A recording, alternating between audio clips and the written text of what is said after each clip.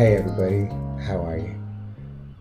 I hope you don't mind the rusty sounding voice, but something very interesting happened to me this week. I recorded a new podcast, a new project that I've been wanting to do for a while, and took sort of some. I could feel that it was an aligned thing to do, but there was some elements of fear that were preventing me from just going ahead with it. And then I finally did it. I recorded it. I recorded the podcast. The podcast is called Healing from Irishness. And then immediately afterwards, a day after I published it, I lost my voice, which I thought was very interesting. Um, and I feel that might have been the universe giving me a little pause. Perhaps the universe was saying, okay, take a breath now, celebrate that you've just done this, and don't just jump on to the next thing. So I have been celebrating that by just eating lots of honey and drinking lots of hot tea with ginger. And the thing that I wanted to talk about today with all of us is grief, really. This is quite topical for me. Tomorrow, on Sunday the 14th, I'm recording this on Saturday the 13th, on Sunday the 14th, it'll be 2 years since my dad passed. And that has been probably one of the greatest spiritual accelerators that I have experienced, since my dad passed away. So much has changed, and I feel that I have really undone so much of the programming that I inherited from him. And also I've really begun to kind of do a lot of work on like my family bloodline. It really sort of began in earnest with him. And I wanted to talk a little bit about grief here because I know that we all contain huge amounts of grief. And I also just wanted to talk about some of the details. I think it's really interesting. One of the most beneficial things I have noticed, one of the most helpful things I've noticed is as I've kind of continued to use techniques of meditation, as I've continued to use techniques of doing the work, I've become a lot more open. I think at the start I was quite rigid, I believe what I can see and what I can touch. But as I keep going on, I'm experiencing much more of a mysterious universe rather than a universe that I can control, and no more so than in my connection with the dead. And it's interesting with my dad in particular, I have had a very magical experience with him since he's passed, in that he appears to me. And he doesn't appear to me in the form of a hologram, but he appears to me in the form of signs and symbols in the external world. And the reason I'm recording this today is because I woke up and for some reason the screensaver on my phone is normally I have the tarot card, the Magician. That's my screensaver. But I woke up this morning and it was a picture of my dad. And that's happened before. It happened, I think, about a year and a half ago. There was a moment where I really missed him, and suddenly the screensaver just changed, and he was there looking at me alongside all my notifications. And I've had a few moments like this with him, and I think I'm saying this not to make it out to be a special circumstance for me, like, oh, am I lucky I have this special connection with my dad? But I think we can all have these special connections with those who have passed. I don't think I'm unique. I don't think there's something like that I have opened up a door. I think I want this connection. I enjoy invoking my father. I sometimes give him problems to fix. I think you can do that with the dead.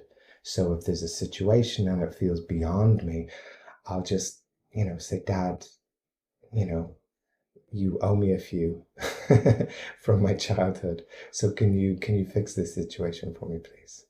And he'll do that. He will do that. And I remember the moment of his death very clearly because I was in intensive care with him. and I had one hand on his forehead and the other on his chest, and I felt him go beneath my hands. And I remember my eyes were closed at the time. There was a few of us in the intensive care room, and I was just gently saying, "Hey, it's okay. Thank you. Thank you. You can go to a place where you'll no longer feel pain, go to a place where you'll no longer feel depression or anxiety. Like, go. Thank you. Thank you. You can go." And I remember I just had a sense of like, there's nothing in this body anymore. And then one of the nurses walked in and said, "He's passed." And it was rather amazing because in the days after that, he just appeared. He appeared in the form of rainbows. He appeared in kind of birds. He appeared in signs everywhere. My father loved the Camino de Santiago, you know, that walk that goes through Spain into Portugal. He never really managed to do a lot of it because he was so sick through so much of his life, but he loved it. And whenever I have moments, it's quite interesting. When I have moments where I'm thinking about him and missing him, I'll see a shell, which is the symbol of the Camino, you know, and I always feel like that's him playing a joke with me. Um, and what I think is beautiful is the opportunity that grief offers us. Now, I tell these stories of kind of a number of different anecdotes around my dad, you know, and the magic and things like this, and they're splendid, but they're decoration. Because the real benefit to be had from someone passing is that you get to experience grief. And I think grief is probably the hardest thing that we are ever tasked with dealing with here on earth, is really contemplating, because this is what grief is. Grief is really going into the experience of our impermanence.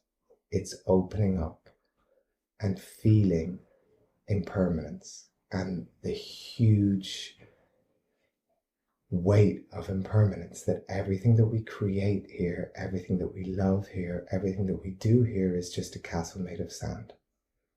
And when we really, really enter into that experience, it's very interesting. Like, my experience with grief was one of being floored, being depressed, being hysterical in a kind of a elated sense, being full of joy, also feeling like it felt a little like, you know, those moments, it's been a while for me now, but those moments when you are drunk on red wine and the music seems to just play through your body. This might be more of an MDMA moment, but you know, those sort of the feeling when your senses are somehow kind of dulled by an intoxicant, and they're dulled to the point where they make the emotion stronger. They heighten the emotion. That's how grief was for me too. And what I've noticed, and this is kind of a little bit personal, I suppose, is that there was a big difference between how we all grieved. Myself, my mother, and my sister. For me, I moved to Mallorca.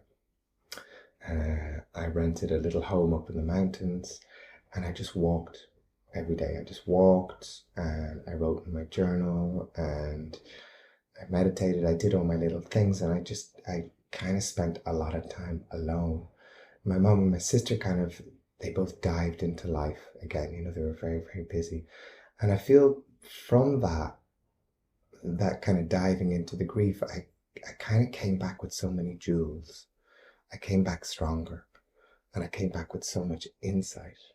And I think this is the beautiful opportunity of death, the death of others, is that we can really, really take the time to explore grief, to really rest in all those deep, heavy feelings that would slow us down.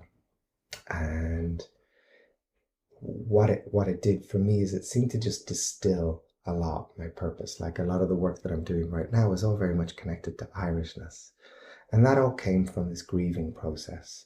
I spent time not doing much. I feel kind of fortunate in that, like, my dad left me a little bit of money, so I didn't have to work for about a year. And in that time, I got to just really just feel a lot and be with my emotions.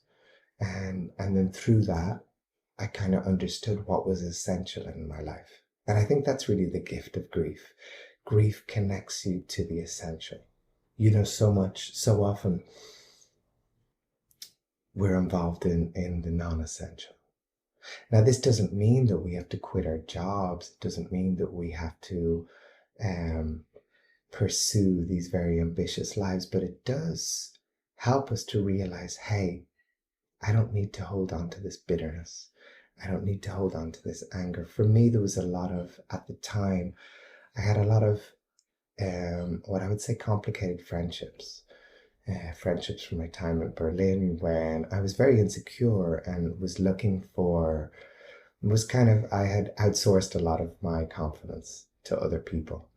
And when my father died, I just disappeared from a lot of my social life. I moved to another country.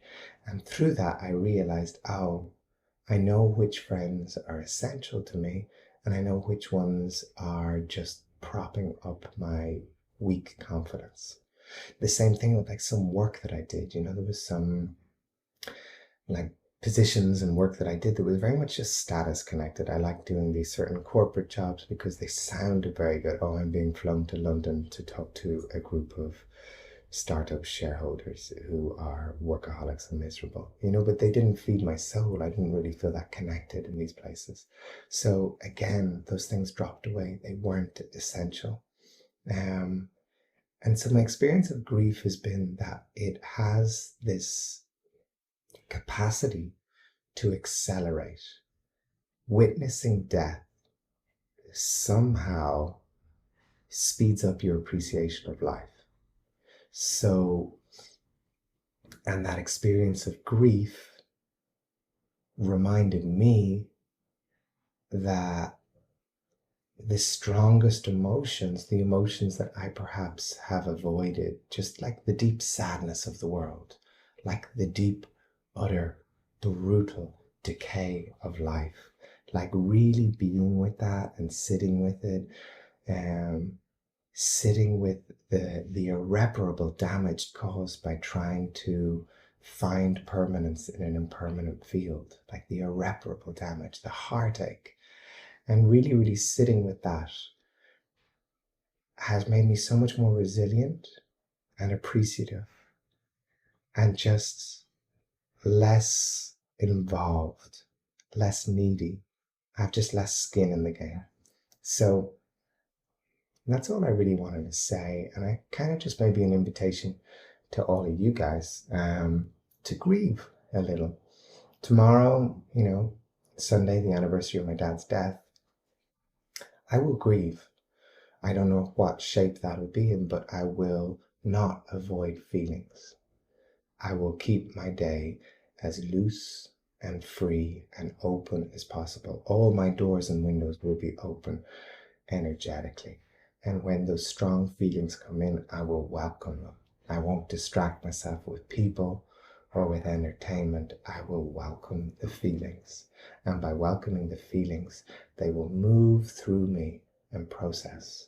There's a beautiful Buddhist tale, and it talks about the enlightened man has a mind, or the enlightened woman, sorry.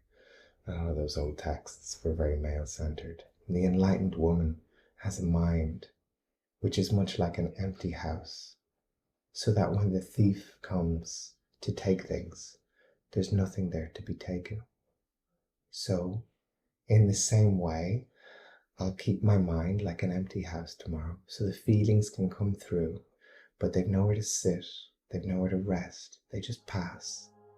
And in that way, you master feelings, you master the big waves of emotions. Thank you. Love you loads, and talk soon.